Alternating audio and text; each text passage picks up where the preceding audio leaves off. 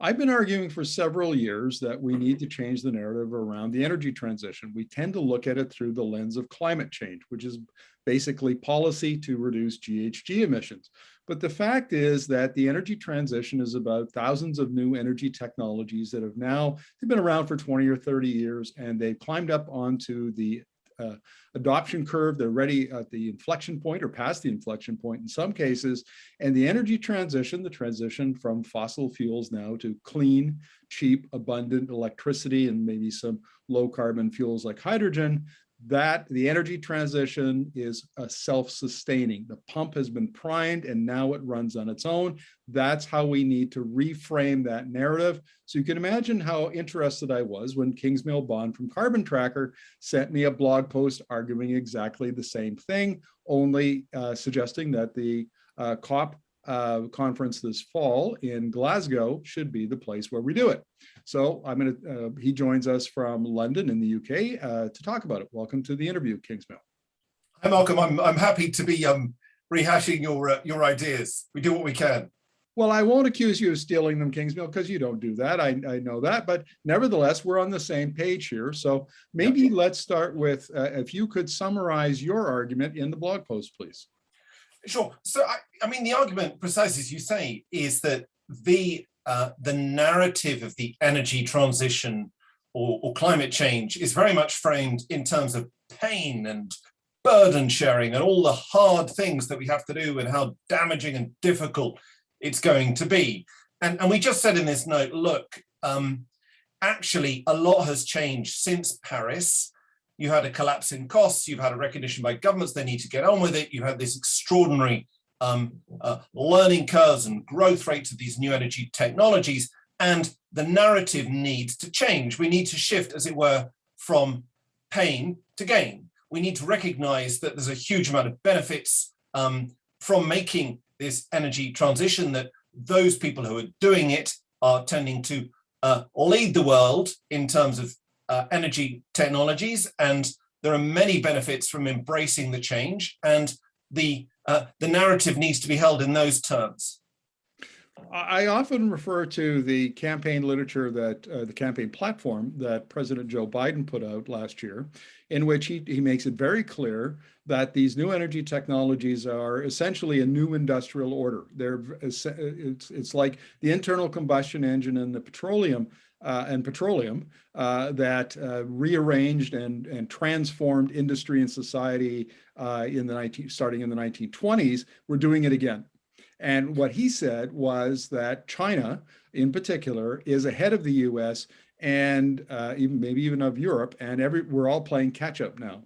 And I think so when people ask me, well, why do we have to reduce emissions? Why do we have to take the pain? It's because if you don't make the transition now, you will not be a player in the new industrial order, and your economic competitiveness will be negatively affected.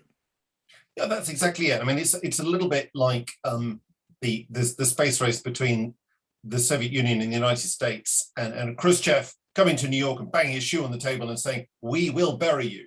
And that's exactly what will now happen to the United States. They will be buried by China unless the country wakes up and realizes that actually this is the future and you have to embrace it. But actually, I mean, it's such a positive narrative. We don't have to frame it in these sort of aggressive terms. So many people benefit. Society benefits from cheaper energy. Workers benefit from having more jobs and cleaner jobs and safer jobs. Countries benefit from reducing their fossil fuel imports.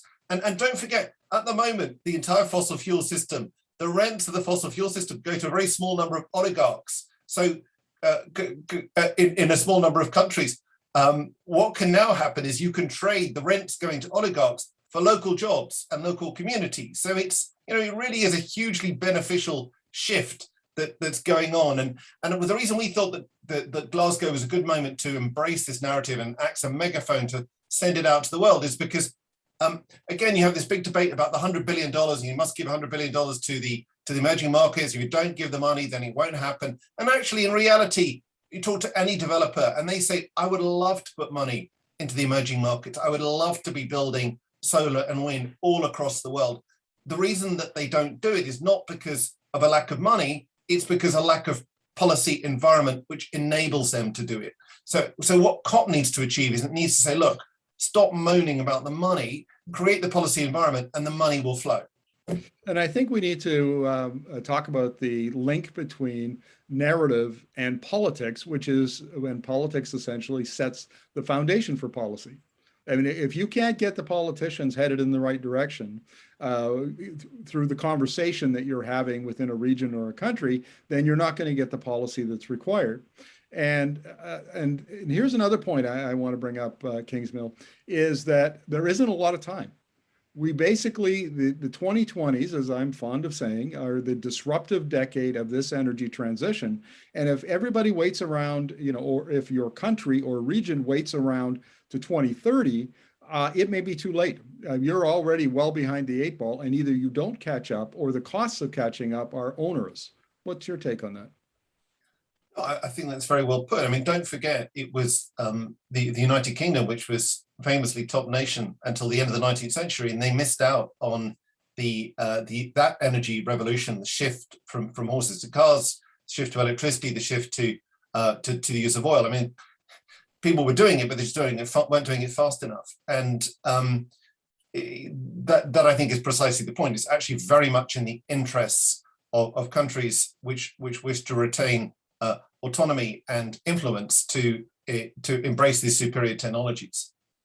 There's another, we're also seeing the rise of, I don't know what else to call them, but sort of the ultra-right, the alt-right, who are pushing back against the energy transition and are affecting, the development of policy. And I see this in Canada all the time. You see it in the United States around, the Republicans and the Trump wing of the party. They're always watering down bills. They're advancing this other, narrative of the energy transition is either not a thing or it's going to be, decades and decades down the road. And one of the ways to combat that is with a different narrative and a hope and optimism narrative. Hope and optimism, as Dr. Anil Chima from Stanford is fond of saying, is the only thing that beats fear-based narrative. Yeah, I mean, I think it's also like the other very positive way of looking at this. It's a little bit like the internet, and here we are. Imagine it's 1999, and people are saying we shouldn't have the internet because you will lose jobs in retail, and it's such a bad thing having all this information available, and so on and so forth. And we didn't really have that type of debate actually, but it's a little bit similar. I mean, here's a clearly superior technology which will benefit so many people, and it's there's some very interesting research actually, Markham, come out in the last week or so, just sort of categorizing the 4 different buckets of denialism, and just enabling us to label each of them in the way that people are doing it. And I think the sad thing is that all of this stuff is being pushed by a relatively small amount of incumbents who do indeed stand to loosen the ship, but by far essentially the rest of society, which is like 96% of the world, will benefit from this shift. And the important thing is we need to enable the majority to claim its rights.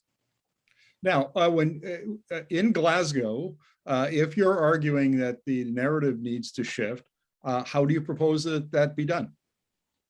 Well, we actually deliberately in this note did not set out specifically how Sharma and the various diplomats can achieve that. I mean, Paris was a stroke of genius by sort of shifting the debate from should to will by allowing everyone to do it. Maybe it will be some variant on the 100 billion saying, look, we will make this money available at very favorable terms if you put in place the right conditions. And then suddenly there'll be a race to get the money and embrace the technology. It could be something like that. But we actually wanted to say, look, it's a narrative issue, and this is what you guys need to figure out, rather than giving all the answers. Well, Kingsmill, very interesting blog post. I'll put a link to it in the video post when I get it up today. And thank you very much for your insights. Always a pleasure. Brilliant. Thanks a lot, Markham.